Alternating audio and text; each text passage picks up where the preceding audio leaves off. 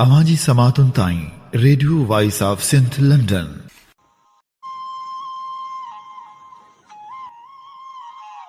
जरते photo जी लगंदे लहर अध थे, तू पिण आहीं ती दुनिया में केॾी हड़ा।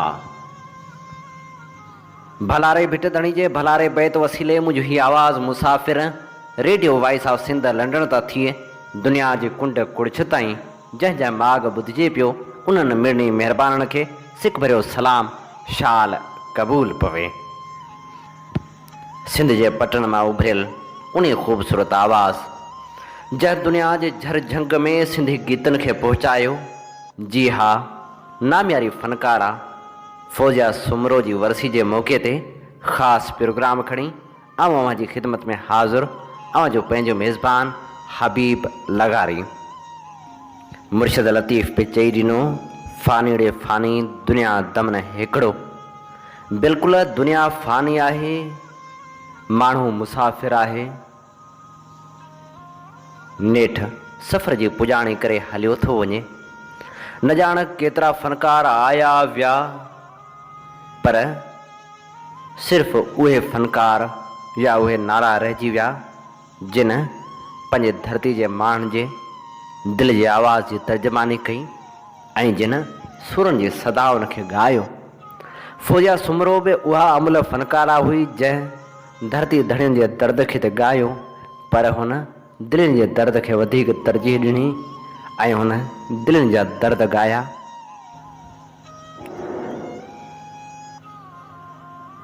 सिंधी ॿोली जी मशहूर अवामी गुलकारा फौजिया सुमरो जो असल नालो हकीमा हो। संसद जन्म 1969 में थर जे खारसर जबल किनारे हिकिड़े निढड़े ॻोठ वीरवाह में नथू ख़ान सुमरो जे घर में थियो। संस वालदा जो नालो सता हो।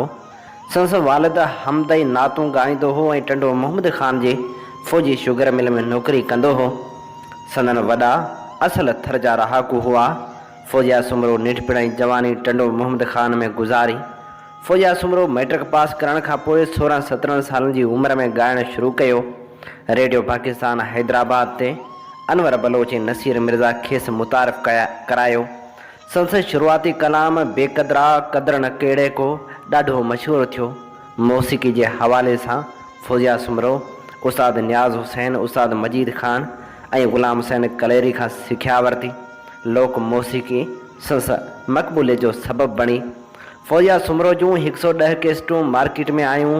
फौजिया सिंध जे केतिरनि ई शाइरनि जी शाइरी ॻाई, पर हुन सभ खां वधीक शाह लतीफ़, बिलावल ओठो, शेख अयाज़, साईंदाद साद, ग़ुलाम हुसैन कलेरी, अली मोहम्मद उडराई ऐं नियाज़ पिताफ़ी खे ॻायो। हुन सिंधी, उर्दू, सिरैकी, बलोची, मारवाड़ी ॿोलियुनि में बि ॻायो। फौजिया सुमरो मुल्क खां ॿाहिरि सऊदी अरब, दुबई, भारत वग़ैरह में पिणु पंहिंजे आवाज़ जो जादू जाॻाए मञता माणी। फौजिया सुमरो खे शाह लतीफ़ एवार्ड, शहबाज़ एवार्ड समेत लातादाद एवार्डनि सां नवाज़ियो वियो। हुन टंडो मोहम्मद ख़ान जे ज़िमीदार मिस्री सठियो सां प्यार जो परिणो कयो हो, जेको परिणो 4 सालनि बाद पधिरो कयो वियो हो। खेसि किरण नाले हिकु न्याणी आहे जंहिं पिणु राग जी सिख्या वरिती। सिंध जे हिन भलोड़ लोक फ़नकारा 4 सेप्टेम्बर 2002 ते हिन फ़ानी दुनिया मां लाॾाणो कयो। खेसि टंडो मोहम्मद ख़ान जे सखी बुरहान शाह कब्रिस्तान में मिटी मां हवाले कयो वियो। तोड़ जो फौजिया सुमरो खे विछड़े हाणे 18 साल बि गुज़री चुका आहिनि, पर संस आवाज़ अॼु बि झरझंग में गूंजे थो ऐं अॼु बि जॾहिं बि हुन जो आवाज़ गूंजे थो त ॼण दिलनि जी तर्जमानी करणु लॻे थो ऐं फौजिया ईअं चवणु लॻे थी,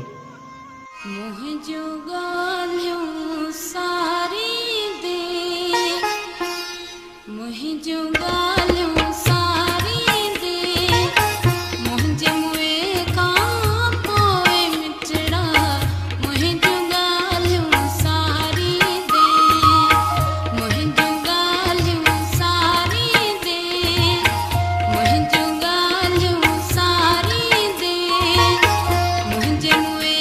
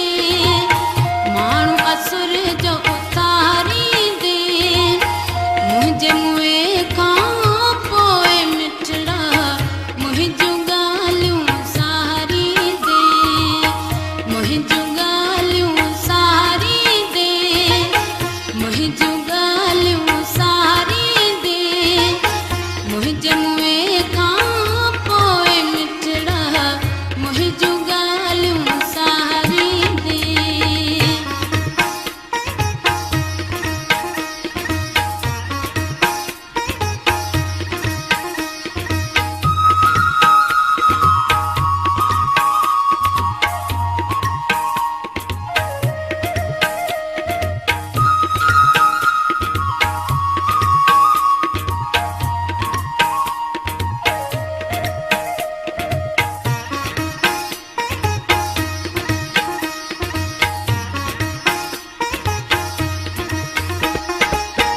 अली मोहम्मद होॾे राय चवे थो, अली मोहम्मद होॾे राय चवे थो, राहूं रोज़ निहारी दे, राहूं रोज़ निहारी दे, मुंहिंजे मुंहं खां पोइ मिठड़ा मुंहिंजूं ॻाल्हियूं सारी दे, मुंहिंजूं ॻाल्हियूं सारी दे, मुंहिंजूं ॻाल्हियूं सारी दे, मुंहिंजे मुंहं खां पोइ मिठड़ा मुंहिंजूं ॻाल्हियूं सारी दे, मुंहिंजूं ॻाल्हियूं सारी दे, मुंहिंजूं ॻाल्हियूं सारी दे, मुंहिंजे मुंहं खां पोइ मिठड़ा मुंहिंजूं ॻाल्हियूं सारी दे। ही खूबसूरत आवाज़ हो सिंध जी सदाहयात फनकारा फौजिया सुमरो जो। अमी ॿुधी रहिया आहियो radio voice of Sindh London ऐं आऊं जो मेज़बान हबीब लगारी असीं अव्हांजी ख़िदमत में पेश करे रहिया आहियूं नाम्यारी फनकारा फौजिया सुमरो जी यादि में ख़ासि प्रोग्राम। फौजिया सुमरो जी ज़िंदगी ऐं फ़न बाबति सारोड़ियुनि जा सॾ वर्णाए थो नाम्यारो कंपेयर ऐं लेखक सैद माकन शाह रिज़वी। जॾहिं बि ऐं जीअं बि सारोड़ियुनि जे बंदि किताब जा वर्क खुलिया आहिनि त ईअं लॻो आहे ॼण कंहिं पोड़े माण्हू जे कुल्हे ते रखियल हड़ जी गंढ छुड़ी पई हुजे ऐं उन हड़ में सांडियल सवें रंगीन मणिया हेॾां होॾां विखरी टिड़ीअ पखिड़िजी वञनि ऐं पोइ ॿीहर उन्हनि खे चिपटियुनि सां चूंडे गॾु करे ॿीहर उन हड़ में सांडिजे। पर उन्हनि सारोड़ियुनि जे मणियुनि खे चूंडींदे चूंडींदे ज़हन समुंड में यादि वीरूं त वरी बि वरण थियूं। जीअं अॼु 4 सेप्टेम्बर जी तारीख़ खे कैलेंडर ते ॾिसी सिंधी संगीत जे बेबहा तारीख़ में लिखियल हिकु 16.5 सालनि वारे दौर जो पूरो बाब ज़हन ते ईअं तरण लॻो आहे जीअं बाख फूटी वियल सिंधू जी सीर ते फड़कंदड़ सड़न वारियूं ॿेड़ियूं तरंदियूं आहिनि। हुन अख त नगर पार्कर जे ॻोठ खारसर में खोली हुई ऐं 6-7 वरनि ताईं कारूंझर जी झोली में मोरनि सां गॾु रांदियूं कयूं हुयूं। पर पोइ उहा निढड़ी हकीमा कारूंझर जी कोर छॾे थर उकरी अची लाड़ जे लाले शहर टंडे मोहम्मद ख़ान पहुती हुई जिते संस पीउ नाथे सुमरे खे हिकु कारखाने में का निढड़ी नौकिरी मिली हुई। देश बदिलियो त नालो बि बदिलियो ऐं हू हकीमा मां फौजिया बणिजी वई। हूं त हीअ कुटुंब असली कच्छी सुमरनि जो हो पर खारसर में कुंभार को कमु करण सबबि खेनि कुंभार सम्झो वेंदो हो। टंडे मोहम्मद ख़ान जे शहरी माहौल में पहुची फौजिया स्कूल बि वञणु लॻी त सरतियुनि सां गॾु कॾहिं कॾहिं थाल वॼाए लोक गीत ऐं सैराब ॻाइणु लॻी। हूअं आम ॻाल्हाइण ॿोलाइण में संस आवाज़ बिना मुख़्तलिफ़ हो पर जॾहिं हुन को गीत ॻातो त उहो आवाज़ु अहिड़ो सुरीलो ऐं दर्दीलो बणिजी वेंदो हो ॼण उन आवाज़ में लाड़ी कमनि जो रस ओतिजी वियो हुजे। हुनजे पीउ हाजी नाथे माउ हाजाणी सतां फौजिया जो संगीत तरफ़ लाड़ो ॾिसी खेसि ॻाइण जी मोकल ॾिनी। शुरू में त हू शादियुनि मुरादियुनि में उर्ताणनि काजनि ताईं महदूद रही पर पोइ हुन मशहूरु ढोलक नवाज़ ऐं शाइर ग़ुलाम हुसैन कलेरी खां बाक़ाइदा सुर सञाह पिराइण ऐं राग रमज़ूं सिखणु शुरू कयूं। तिन ॾींहंनि अञा सिंधी टीवी चैनल कोन आया हुआ ऐं PTV ते पहुचणु हमालिया सर करणु बराबरि हूंदो हो ऐं अॼु जीअं तॾहिं बि रेडियो हैदराबाद ई सिंधी तर्जमान स्टेशन हुई पर रेडियो ताईं पहुचण बि हर कंहिंजे वस जी ॻाल्हि कोन हुई। अहसान ज़ोर जहिड़ा सख़्तु सिक्योरिटी वारा अहलकार प्रोड्यूसर ऐं फ़नकार जे विच में दीवार बणियल हूंदा हुआ। तॾहिं फ़ौजिया कारो बुरको पाए ईंदी हुई ऐं बंदि गेट तां मोटी वेंदी हुई। नेठि हिकु ॾींहुं ग़ुलाम हुसैन कलेरी संस बारे में मूंसां ॻाल्हि कई ऐं मूं प्यारे दोस्त नसीर मिर्ज़ा ते ज़ोर भरियो त उहो हिकु भेरो ज़रूरु फ़ौजिया खे ॿुधे। ऐं पोइ जॾहिं नसीर हुनखे ॿुधो त हुनजे अनोखे आवाज़ ते न रुॻो हैरान पर क़ुर्बान थी वियो। आउं दावा सां चवां थो त हिकु राग जे ॼाणू प्रोड्यूसर जी हैसियत में नसीर मिर्ज़ा जेतिरी महिनत ऐं ध्यानु फ़ौजिया लाइ वक़्फ़ु कयो शायदि ई कंहिं ॿिए फ़नकार ते हुन एतिरी महिनत ऐं एतिरो ध्यानु ॾिनो हुजे। हूअं त फ़ौजिया रेडियो लाइ पहिरीं जेके कलाम ॻाया हुआ तिन में जुदाई जे ग़म में गुज़ारी मता ऐं बेक़दरा क़दुरु न कहिड़े को जहिड़ा कलाम शामिल हुआ। पर पोइ जुॾे में नई टही जे शाइर मुश्ताक राशिदी सां रचायल रिहाण में मूं पंहिंजे दोस्त शाइर बिलावल ओठे जो फ़ौजिया सां तारीफ़ करायो त बिलावल फ़ौजिया खे पंहिंजी भेण बणाए रओ पारायो ऐं फ़ौजिया खेसि भाउ अची अजरक ओढायो। ऐं कुझु ॾींहंनि खां पोइ नसीर मिर्ज़ा बिलावल जो कलाम कॾहिं रुसी थो कॾहिं खिले थो फ़ौजिया जे आवाज़ में रिकॉर्ड कयो ऐं शाम 7 वॻे मूं उन दौर जे मक़बूल तरीन प्रोग्राम सुरी सांझ में बिलावल जी लाइव ॻाल्हि सां गॾु खां साॻे कलाम जी झुंगार सां गॾु उहो कलाम फ़ौजिया जी आवाज़ में आन एयर कयो। शायदि उहा मक़बूलियत जी घड़ी हुई जेका फ़ौजिया खे फ़ौजिया ऐं बिलावल खे बिलावल बणाए वई। चंद मिंटनि में ड्यूटी रूम में आलाए त किथां किथां ॿुधण जा फ़ोन आया ऐं पोइ फ़ौजिया जो ॻायल हर कलाम मक़बूल थींदो वियो। होॾां उहो 1987 वारो दौरु कैसेट जे बि ओज वारो दौरु हो। सिंध जे वॾे में वॾी मारूफ़ कैसेट कंपनी जे चीफ एग्ज़ीक्यूटिव हसन शाह बि फ़ौजिया जूं हिक ॿिए पोयां कैसेटूं रिकॉर्ड करे रिलीज़ कयूं ऐं फ़ौजिया न रुॻो सिंधी माण्हुनि जी मक़बूल फ़नकारा बणिजी वई पर सिंध जी मुहागी फ़नकारा बि थी वई। पर असांजे आम फ़नकारनि जी भेट में हेॾी मक़बूलियत ऐं पैसे मिलण जे बावजूदि बि फ़ौजिया में कॾहिं बि तकबर ऐं गुरूर न आयो। पंहिंजे उन ओज जे दौर में फ़ौजिया टॾे मोहम्मद ख़ान जे ज़िमीदार हाजी मिस्री सठियो सां शादी कई जंहिंमां खेसि हिकु न्याणी किरण जो औलाद थियो। उन विच में कंहिं दुश्मनी सबबि संसि घर ते हमिलो बि थियो जंहिंमें संसि हिकु भेण सकीना मारिजी वई जॾहिं त ॿी भेण आमिना ऐं टेई भाइर हाजी अब्दुल्ला ऐं असगर बि सलामत आहिनि। फ़ौजिया सुमरो 16.5 साल लॻातार सिंधी संगीत खेत्र ते बाक़ाइदा सावणी ककरनि जी छायल रही ऐं पोइ अलाए त खेसि कंहिंजी बदनज़र लॻी या कातिबे तक़दीर ईअं ई लिखियो हूअ मुसलसल बीमार रहण लॻी। पंहिंजे उन ओज में हिन आम फ़नकारनि जा पैसो अजायो ज़ाया कोन कयो पर उन मां 100 मेहन जो वाड़ो बि ठाहियो त हैदराबाद में बंगलो बि ख़रीद कयो।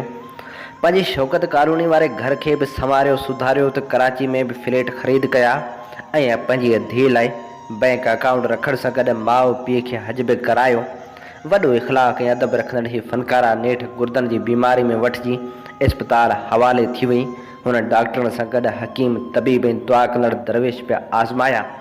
हैदराबाद खां ठठे वेंदड़ रस्ते ते सापा मोरी वेझो हाजी लाल बख़्श जमारी वटि बि आख़िरी वक़्त में दुआ ऐं सुती फ़क़ी काण हाज़िरियूं भरियूं पर कंहिं बि फ़क़ी फ़र्क़ु न कयो।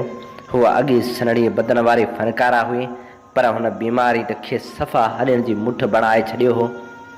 आख़िरी भेरो खेसि इस्पताल में ॾिसणु वियसि त वॾे उकीर सां चयाईं साईं सैयद आहीं दुआ कर त वरी गीत ॻायां पर सच त आऊं संसि हीणो हाल ॾिसी खेसि कूड़ी तसली बि न ॾेई सघियो हुअसि। फ़ौजिया पंहिंजी हयाती में सॼे सिंध जे नंढनि वॾनि शहरनि में ॻाइण खां सवाइ सऊदी अरब दुबई इंडिया शारजाह ऐं कतर में बि पंहिंजे फ़न जो मुज़ाहिरो करे सिंध जो नालो रोशन कयो। सिंधी खां सवाइ हुन ढाटकी सिरैकी उर्दू बलोची ऐं मारवाड़ी ॿोलियुनि में ॻायो ऐं नेठि 4 सेप्टेम्बर ते असांजी धरती जी हीअ अज़ीम अमल फ़नकारा जीवन ॾींहं पूरा करे हमेशह लाइ हली वई। कुझु सालनि ताईं शाइर जुमना बड़ो मुख़्तलिफ़ शहरनि में हुनजी वरसी वॾे पैमाने ते मल्हाईंदो रहियो पर पोइ हू बि सुस्त थी वियो जॾहिं त सक़ाफ़त खाते या ॿिए कंहिं इदारे कॾहिं बि फ़ौजिया सुमरो खे यादि न कयो। उहा ॿी ॻाल्हि त फ़ौजिया सुमरो सिंध जी उहा मक़बूल तरीन फ़नकारा हो जंहिंजी वफ़ात ते सिंध केतिरनि माण्हुनि पंजनि ॻोठनि शहरनि में उज़र खाइल तला विछाया हुआ पर वक़्त जो वाव सदाईं सारोन ते वेसर जी दज़ चाढ़ींदो रहियो आहे।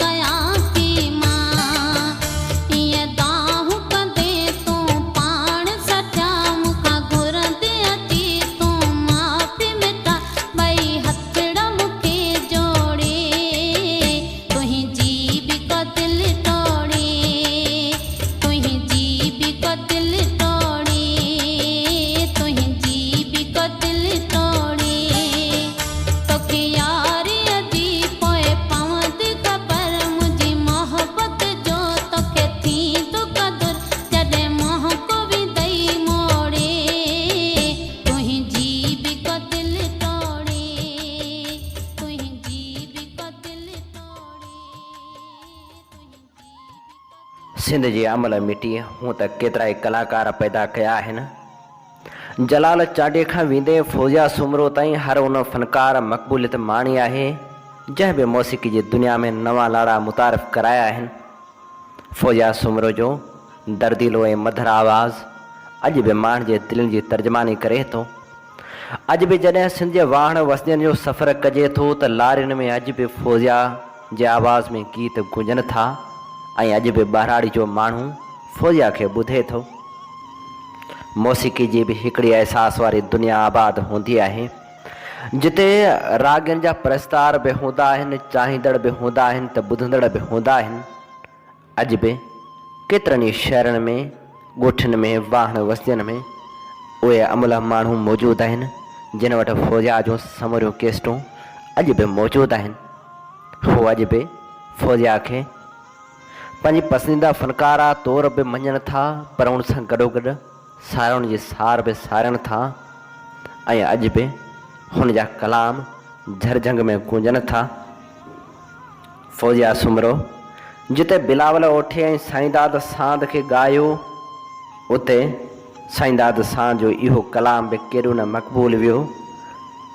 को त अहिड़ो हुजे हाल मुंहिंजा पुछे मुंहिंजा ॻोढ़ा उघे, को त अहिड़ो भेटाऊं पेश कंदे भारूमल अमराणी लिखे थो। थर जी मिटी सां फौजिया जी जज़्बाती वाबस्तगी हुई। फौजिया सुमरो खे ॻाइण जे लाइ पूरी दुनिया ॾेह तोड़े परॾेह में मौक़िया फ़राहम थिया, पर दिली सकून जेको थर जी धरती ते वेही ॻाइण सां मिलंदो हो अहिड़ो हुनखे किथे बि न मिलियो। थर में ॻाइण दौरान राग जी देवी ख़ुदि अची हुनजे गले में कन रस जा प्याला ओतींदी हुई। हुन जे मन में सावण जी मींहं ऐं थर जे नींहं जी महक हुई। वसकारे जी वेल जा सोना संग हुन जे अंदर में झूमदा हुआ। हुन जे आलाप में ॾुकारी ॾेह में आथत बि हुई। फौजिया वांगुरु केरु भला ॻाए सघे थो। फौजिया मींहं उड़कनि में सॾवंत सारंगा खे सॾनि जे लाइ कारूंझर जे मोरनि खां टहोका उधारा वरिता हुआ। हुन होथल परी ऐं केहर ओढे जी लोक कहाणी रूह में उतारण जे लाइ थर जे धनारनि खां धरती जूं धुनूं चोरायूं हुयूं। हुन बांसुरी ऐं चिंग जी चाहत जहिड़ा सुर ॻाए पारकर जे पटण खे रासूड़नि जी नई रीत ॾिनी हुई। माज़ी जे थर में इश्क जे उभेठ, पशम जो भरत रेशमी रुमाल, लौंग सोपारियूं मोहबतनि जे तोहफ़े में ॾिनियूं वेंदियूं हुयूं। हाणोके थर में फौजिया सुमरो जूं केस्टूं ऐं मेमरी कार्ड ॾिना वेंदा आहिनि। फौजिया सुमरो जे आवाज़ में थर जो लोक गीत थरियाणी ॿुधंदी हुई त अटो ॻोहण जे लाइ पाणी सां गॾु लुड़क शामिल थी वेंदा हुआ। फौजिया सुमरो जो आवाज़ु ॿुधी ॿेलड़ो खणी लंघंदड़ नारी बि घूंघट खे सोरे चुनी जो हिकु पलो वात में ॾेई आॾे ॾस बि ही उकीर मां ॿुधण बाद ई रवानी थींदी आहे। असुर वेले किताबड़ा हथनि में खणी थर जे जदीद कोचनि ऐं खेखड़नि में वर वकड़ भिटूं उकरे ईंदड़ नौजवान बि फौजिया सुमरो जा मशहूरु थियल गीत गुनगुनाईंदा दरसगाह ॾांहुं ईंदा आहिनि। फौजिया सुमरो जे आवाज़ जो जादू थर जे सुघड़ वटि पियल सतसुरी गुजारत बणिजी वियो आहे, जंहिंखे केर बि अॼु ॾींहं ताईं ॻोल्हे न सघियो आहे। जॾहिं बि थर ते ककर कारोबार करे वरंदा आहिनि तॾहिं मोरनि जे टहुकनि सां गॾु फौजिया सुमरो जा मल्हारी में ॻायल सावण मन भावण जा गीत भिटनि में गूंजी पवंदा आहिनि। ईअं रतड़े रो न आयो सरामण लोबियो जाए जहिड़ा गीत माण्हू जे मन खे रुआरे विझंदा आहिनि। ॿुधाए बेवफ़ा तुंहिंजी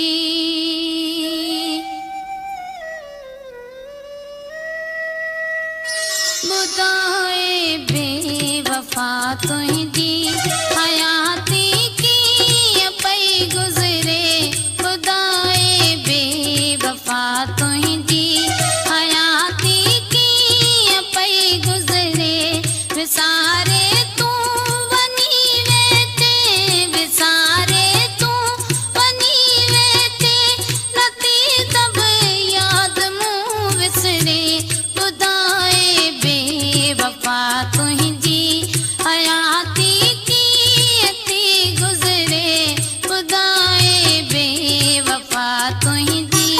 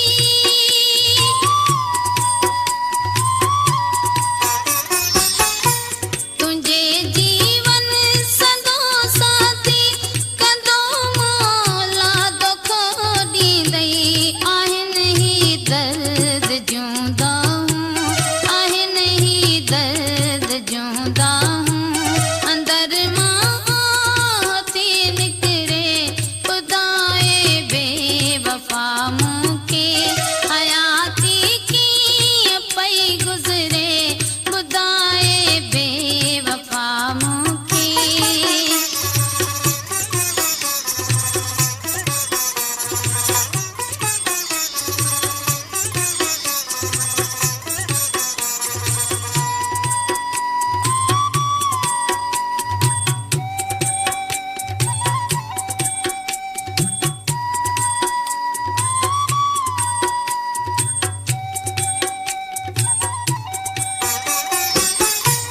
तुंहिंजी दिलि फौज़िया सां हुई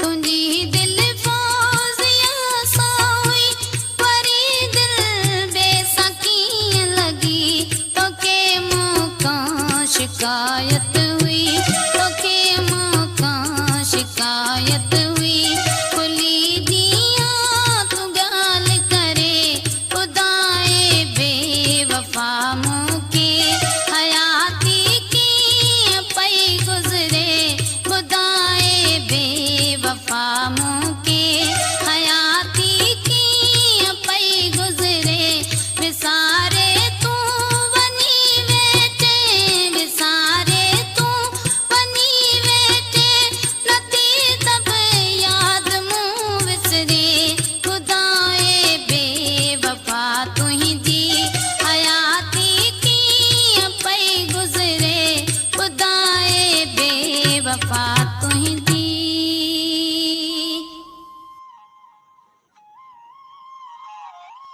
नाम्यारी फनकारा फौजा सुमरो खे भेटा पेश करण लाइ लफ़्ज़नि जा काक महल जोड़े थो वार जे पटण खां इब्राहिम लाशारी। फौजा सुमरो सुवारी सिंध जी उहा फनकारा आहे जेका ॾुकार ऐं ख़ुशहाली वारे देस थर सां तालुक़ु रखे थी। सुकारे वारी हालत में थर सरसब्ज़ हूंदो आहे त घुमण फिरण वटां हूंदो आहे। जॾहिं कुदरत जी साई चादर सां थर ढकिजी वेंदो आहे त परे परे खां माण्हुनि जा हुजूम घुमंदे पिया नज़र ईंदा आहिनि। मगर जॾहिं ॾुकार थर ते नज़र ईंदो आहे त माण्हुनि तोड़े जानवरनि जो जीअणु मुश्किल थी वेंदो आहे ऐं थर छॾण ते मजबूर थी पवंदा आहिनि।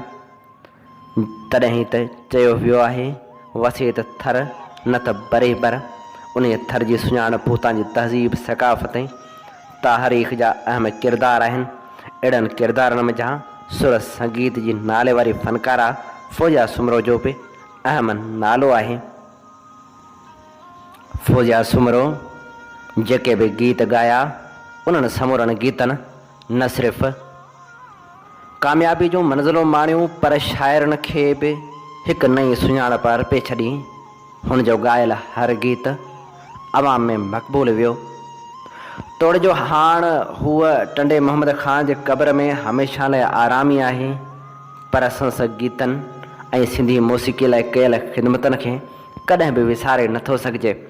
फौजा सुमरो ही जहान छॾींदे केतिरो ई अरसो गुज़री वियो आहे मगर संस ॻायल गीत हर नंढे वॾे शहर में अॼु बि गूंजनि था। लाड़ खां वेंदे कारूंझर जे पटण ताईं तोड़े कश्मीर जे पटण ताईं अॼु बि संस गीत गूंजनि था ऐं अॼु बि यादगिरियुनि जा वर्क वरनि था। फौजा सुमरो खे तोड़े जो केतिरा ई एवार्ड मिलिया। तोड़े जो हुन मञता जा नवां रिकॉर्ड क़ाइमु कया पर सभ खां वॾो हुन लाइ एवार्ड इहो ई हो जो हुनखे पंहिंजे परस्तारनि पंहिंजे ॿुधंदड़नि बेपनाह मोहबत ॾिनी। हुन मौसीक़ी में नवां लाड़ा मुतारिफ़ कराया ऐं हुन जेका शाइरी चूंड कई उहा बि अमल हुई। इहो ई सबबु आहे जो हूअ अॼु बि माण्हुनि जे दिलनि में ज़िंदा आहे। हूअं बि ॾिठो वञे त केतिरा ई गीत कुझु ॾींहंनि लाइ मक़बूलियत माणे हमेशह लाइ गुम थी वेंदा आहिनि पर हुन जा गीत कॾहिं बि गुम न आहिनि थिया। हुन जेको कुझु ॻायो उहो अॼु बि जाॻे थो ऐं उहो अॼु बि ॿुधो वञे थो ऐं माण्हुनि जे दिलनि जी तर्जमानी कंदे फौजा ईअं ॻाईंदे चवे थी त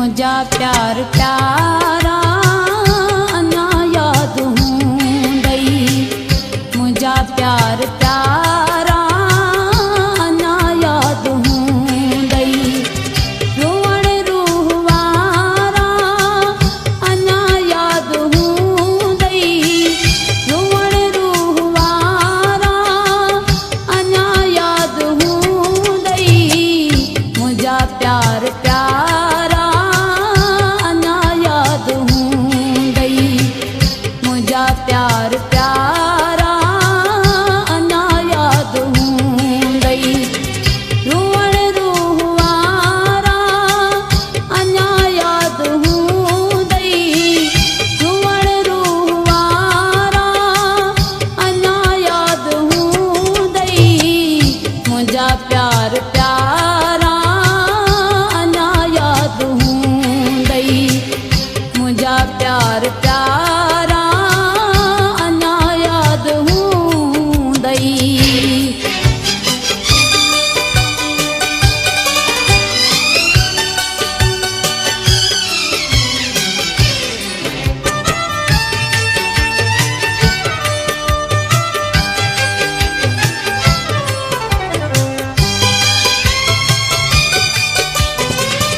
झुरल झूपड़ीअ में ॿिनी हिक गंदीअ में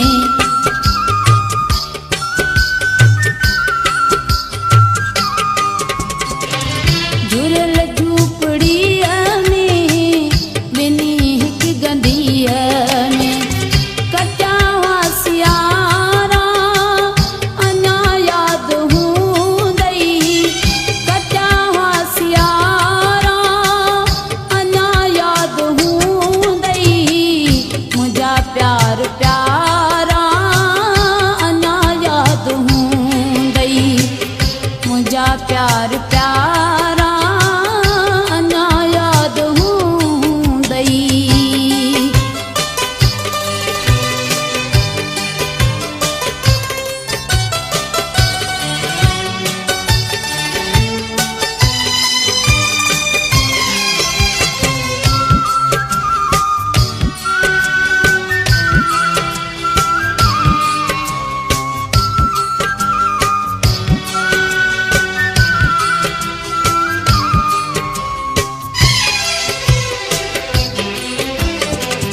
कॾहिं चंड सितारनि खे तो ज़ामिन ॾिनो हो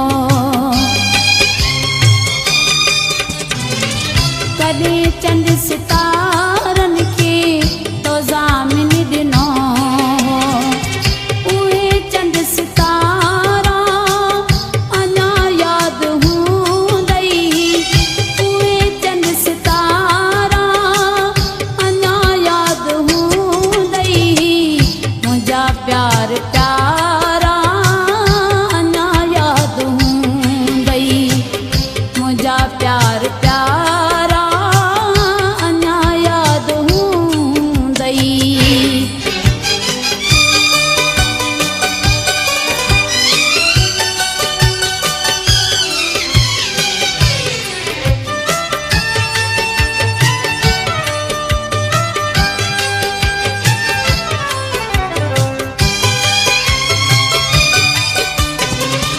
बिलावल सा भेड़ो हले जिन हदें से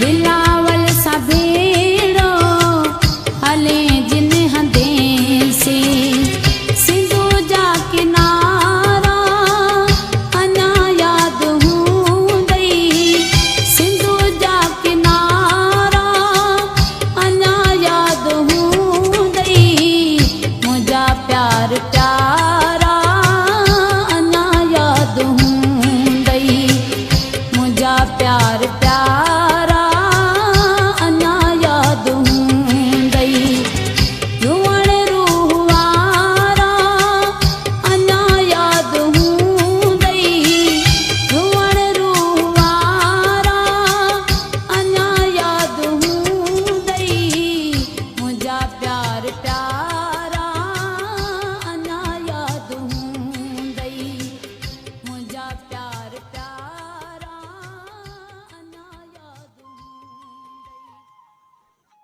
नाम्यारी फनकारा फौजिया सुमरो जी यादि में पेश कयल प्रोग्राम जा समूरा रंग हवाउनि में विखरी चुका।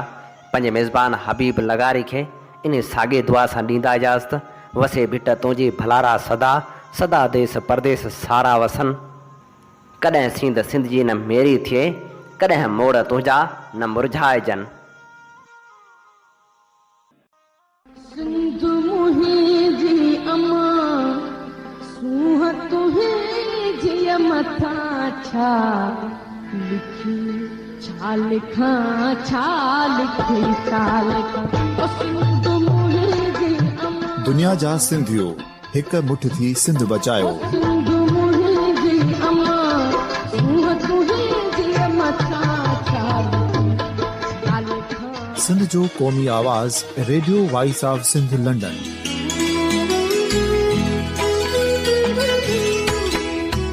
Radio voice of Sindh London पंहिंजी नशरियात में सिंध जी सियासत, समाज, इक़्तिसादियात, तारीख़, क़ौमी उमंगुनि ऐं इख़्लाक़ियात मुतलिक़ सिंध जी हक़ीक़ी तर्जुमानी कंदे प्रोग्रामनि खे असराइतो बणाइण लाइ सिंध जे घण घुरनि ऐं धरतीअ सां प्यार कंदड़ अदीबनि, दानिशवरनि, सहाफ़ियुनि, उस्तादनि, वकीलनि ऐं हर तबिके जे मानवारनि सजणनि खे सिंध में शऊरी इनकलाब लाइ सहकार जो सॾु ॾियूं था। अचो त गॾिजी सूफ़ियुनि ऐं संतनि वारी सिंध जो ओज हिकु मुठ थी वरी वापसि आणण वारे सफ़र जा साथारी बणिजऊं।